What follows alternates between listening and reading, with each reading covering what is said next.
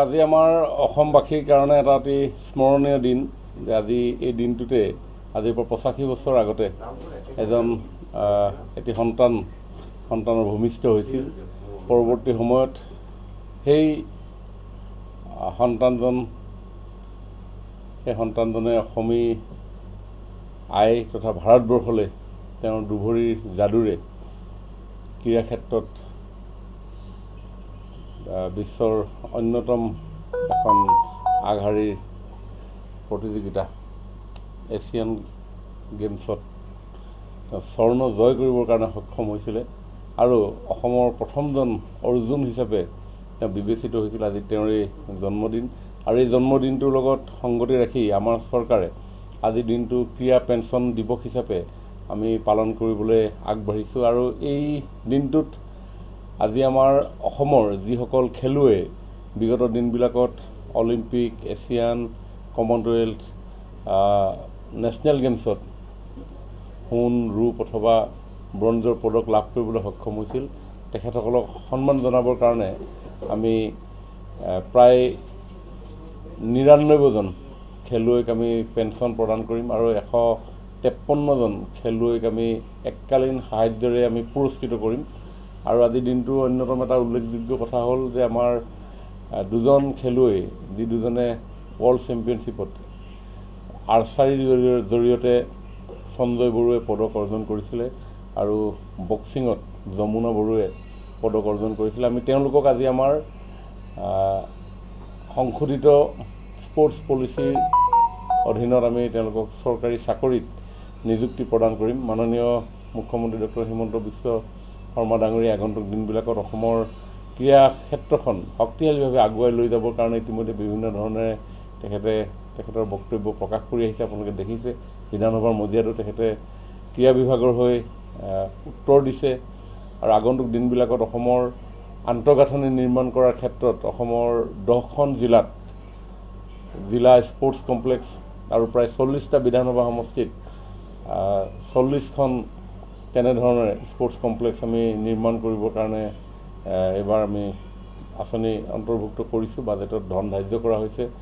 জিলা স্পৰ্টছ কমপ্লেক্সসমূহত 50 কোটি টকা আৰু সমষ্টি ভিত্তিত যিসমূহ স্পৰ্টছ কমপ্লেক্স হ'ব 12 কোটি টকাৰে। গতিকে মই ভাবোঁ যে আজি দিনটো আমাৰ কাৰণে স্মৰণীয় দিন হ'ব যে অভিলেখ সংখ্যক যিসকল ক্ৰীড়াবিদে বিভিন্ন ধৰণে বিভিন্ন সময়ত তেখেতসকলৰ দক্ষতা আৰু প্ৰতিভাৰে জিলিকি উঠিবলৈ সক্ষম হৈছে, তেওঁলোকক আজি আমি ভোগেশ্বৰ বৰুৱাদেৱৰ এই জন্মদিনত আমি তেওঁলোকক শ্ৰদ্ধা জনাম, সন্মান জনাম, আমি তেওঁলোকক পুৰস্কৃত কৰিম। আৰু মই ভাবোঁ এই অনুষ্ঠানৰ জৰিয়তে অসমৰ ক্ৰীড়া ক্ষেত্ৰখনলৈকে যথেষ্ট প্ৰেৰণা যোগাব আমাৰ নতুন ক্ৰীড়াপ্ৰেমীসকলক, অভিভাৱকসকলক, নিজৰ সন্তান সন্ততিসকলক ক্ৰীড়া ক্ষেত্ৰলৈ আগবঢ়াই দিয়াৰ ক্ষেত্ৰত তেওঁলোকে অনুপ্ৰেৰণা পাব। গতিকে মই ভাবোঁ সকলোৱে মিলি ভূপেন দাৰ ভাষাৰে যে এই পৃথিৱী এক ক্ৰীড়াংগন, ক্ৰীড়া হ'ল শান্তিৰ প্ৰাংগন, ক্ৰীড়া মাথো খেল ধেমালি নহয় মাথো প্ৰতিযোগিতা। গতিকে আমি সকলোৱে মিলি চৰকাৰ, ৰাইজ, পৰম শ্ৰদ্ধাৰ সংবাদ মাধ্যম সকলোৱে মিলি আমি যাতে এখন শক্তিশালী ইতিবাচক সমাজ গঠনৰ দিশত ক্ৰীড়াক বিশেষভাৱে আগুৱাই লৈ যাবৰ কাৰণে মই আহ্বান জনাইছোঁ। অসমৰ বিভিন্ন সমস্যাৰে জড়িত যোৱা দিনবিলাকত বাট পথ, যাতায়াত, যোগাযোগ, বিজুলী, শিক্ষা, বান, গৰাখহনীয়া, অন্যান্য ইছ্যুবিলাক আছে। তো এইবিলাক এতিয়া লাহে লাহে সমাধানৰ দিশে আগবাঢ়িছে। মাননীয় প্ৰধানমন্ত্ৰী নৰেন্দ্ৰ মোদী ডাঙৰীয়াই 2014 চনত শাসনভাৰ লোৱাৰ পিছত অসমতো ভাৰতীয় জনতা পাৰ্টীৰ মিত্ৰজোঁটৰ চৰকাৰে 16 চনৰ পৰা দায়িত্ব লোৱাৰ পিছতে লাহে যেন এই যিসমূহ আমাৰ জ্বলন্ত যিবিলাক সমস্যা আছে সেই সমস্যাবিলাক লাহে লাহে আমি নাইকিয়া কৰিবৰ কাৰণে যত্ন কৰি আহিছোঁ আৰু প্ৰায় অঞ্চলতে সেই তেনেধৰণৰ ইছ্যুবিলাক সমাধানৰ দিশে আগুৱাই গৈছে। গতিকে এই ক্ৰীড়া ক্ষেত্ৰখন যেনেধৰণে যোৱা দিনবিলাকত আগুৱাই লৈ যোৱাৰ ক্ষেত্ৰত চৰকাৰসমূহে উদ্যোগ গ্ৰহণ কৰিব লাগিছিল, এইবিলাক কাৰণত হয়তো পৰা নাছিল, কিন্তু এতিয়া যিহেতু সেই সমস্যাবিলাক লাহে নাইকিয়া হৈছে, গতিকে এই দিশটো আমি সমাজৰ প্ৰত্যেকজন মানুহ জড়িত হৈ আছোঁ। ক্ৰীড়া মাত্ৰ কেৱলমাত্ৰ পদক অৰ্জন কৰাই নহয়, কোনোবা প্ৰতিযোগিতাত অংশগ্ৰহণ কৰাই নহয়, বৰঞ্চ এটা সুস্থ শৰীৰ আমাক প্ৰত্যেককে লাগে আৰু সুস্থ শৰীৰেহে সুস্থ মন সৃষ্টি কৰিব। আৰু সেইকাৰণে ক্ৰীড়াৰ সুস্থ বাতাবৰণৰ জৰিয়তে আমি সুস্থ মনো পাব পাৰোঁ, সুস্থ শৰীৰো পাব পাৰোঁ আৰু তেতিয়াই এখন সুস্থ সমাজ নিৰ্মাণ হ'ব। গতিকে এই ক্ষেত্ৰত আমি যথেষ্ট দায়িত্ব সহকাৰে আমি আত্মনিয়োগ কৰিম আগন্তুক দিনবিলাকত। গতিকে আপুনি যিটো কথা কৈছে বক্সিং ৰিঙৰ পৰা আৰম্ভ কৰি অন্যান্য একাডেমি ইত্যাদি ইত্যাদি এই কথাবিলাক মই ভাবোঁ যে সকলোৱে মিলি আমি আগুৱাই নিবৰ কাৰণে পৰিকল্পনা হৈছে নেকি বৰ্তমান?